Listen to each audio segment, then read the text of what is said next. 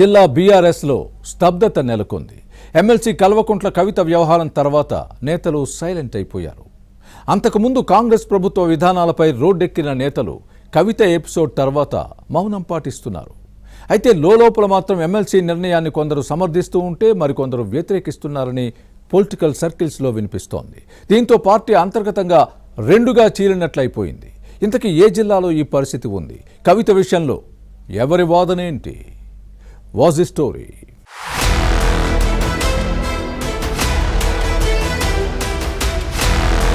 BRS MLC Kavitha episode తర్వాత పార్టీలో జరుగుతున్న పరిణామాలపై ఉమ్మడి వరంగల్ జిల్లా పార్టీ నేతలు ఓ కన్నేసి ఉంచారు. ఈ నేత అడుగులు ఎటువైపు అన్న అంశాన్ని చర్చించుకుంటున్నారు. పార్టీలోని దెయ్యాలున్నాయన్న కవిత మాటల వెనక ఉన్న మర్మం ఏంటన్న అంశంపై ఎవరికి వారు విశ్లేషించుకుంటున్నారు. కేసీఆర్ తనయా బీఆర్ఎస్ లోనే ఉంటారా లేక కొత్త పార్టీ పెడతారా అన్న చర్చ సాగుతోంది. కొత్త పార్టీ విషయంలో ఏ అడుగు వేసినా వెంట వెళ్లేందుకు కొందరు సిద్ధంగా ఉన్నారన్న ప్రచారం ఉంది. ఉమ్మడి వరంగల్ జిల్లా ఒకప్పుడు బీఆర్ఎస్ కు కంచుకోట. 2014, 2018లో బీఆర్ఎస్ అధికారంలోకి రావడంతో కీలకంగా మారింది. అయితే 2023 అసెంబ్లీ ఎన్నికల్లో సీన్ రివర్స్ అయింది. ఉమ్మడి జిల్లా ప్రజలు కాంగ్రెస్ కు అండగా నిలిచారు. అప్పటి నుంచి బీఆర్ఎస్ పట్టు కోల్పోయింది. నేతలు ఉన్నారు తప్ప ఆదరించే కార్యకర్తలు తగ్గిపోయారు. దీంతో కారు పార్టీ బలహీనపడుతోందని అంటారు. అప్పటి నుంచి అడపాదడపా కార్యక్రమాలే తప్ప ఇక్కడి నాయకత్వం పెద్దగా చేసిన నిరసన కార్యక్రమాలు లేవు. అయితే కాంగ్రెస్ ప్రభుత్వ విధానాలను వ్యతిరేకిస్తూ ఆందోళన చేశారు. ఏప్రిల్ 27న జరిగిన బీఆర్ఎస్ రజతోత్సవ సభ తర్వాత ఉమ్మడి వరంగల్ జిల్లా బీఆర్ఎస్ నేతలు మౌనముద్రలోకి వెళ్లారు. సిల్వర్ జూబ్లీ మీటింగ్ సక్సెస్ ను క్యాష్ చేసుకోలేకపోయారన్న ప్రచారం ఉంది. దీనికి తోడు ఇప్పుడు కేసీఆర్ కూతురు కవిత వ్యవహారంతో పార్టీ శ్రేణులు మరింత డీలా పడ్డాయి.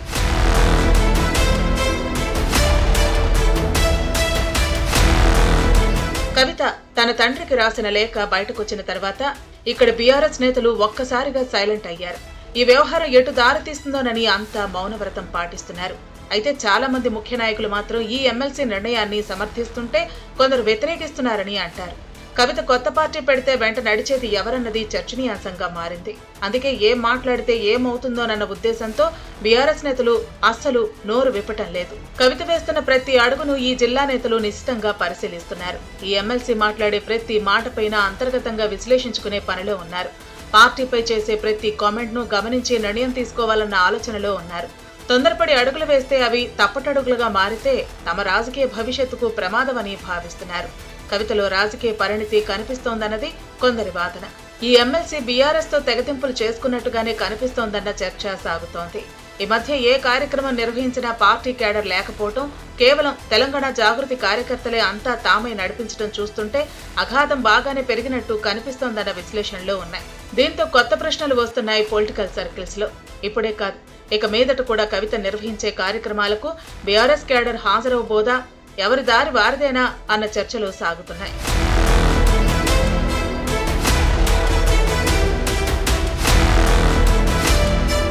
తెలంగాణ ఉద్యమం నుంచి ఇక్కడ చాలా మంది నేతలు కవితకు మద్దతు ఇచ్చారు.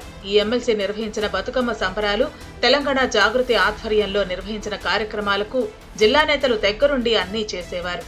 గతంలో వరంగల్ పర్యటనకు వచ్చినప్పుడల్లా సహకరించిన వారితో కవిత మాట్లాడుతున్నారట, మద్దతు కోరుతున్నారని సమాచారం. అయితే ఏ నిర్ణయం తీసుకున్నా వెంట నడుస్తామని కొందరు హామీ ఇస్తే మరికొందరు నేతలు ఆచితూచి స్పందిస్తున్నారని కారు పార్టీ వర్గాల్లో వినిపిస్తోంది. ఈ విషయంపై ఎవరూ బహిరంగంగా మాట్లాడటం లేదు. మరోవైపు పార్టీ కార్యక్రమాలు కూడా సన్నగిల్లాయి.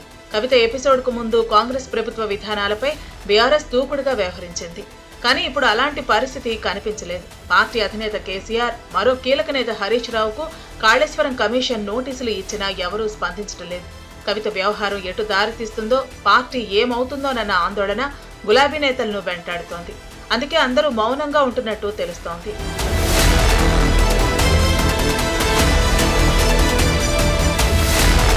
బీఆర్ఎస్ నేతలు సైలెంట్ అవ్వడంపై కాంగ్రెస్ లీడర్ల నుంచి సెటైర్లు పడుతున్నాయి. ఇక బీఆర్ఎస్ లో లుకులుకులు ప్రారంభమయ్యాయని ఏపీలో వైసీపీ అధినేత జగన్, ఈయన సోదరి షర్మిల వ్యవహారం తరహాలోనే తెలంగాణలో కేటీఆర్ కవిత ఎపిసోడ్ తయారైందన్న కామెంట్స్ వస్తున్నాయి. ఇక కారు పార్టీ పని అయిపోయినట్టేనన్నది హస్తం పార్టీ నేతల వాదన. ఇదంతా కారు పార్టీ నేతలకు తెలిసినా కక్కలేక మింగలేక బయటకు చెప్పుకోలేకపోతున్నారు.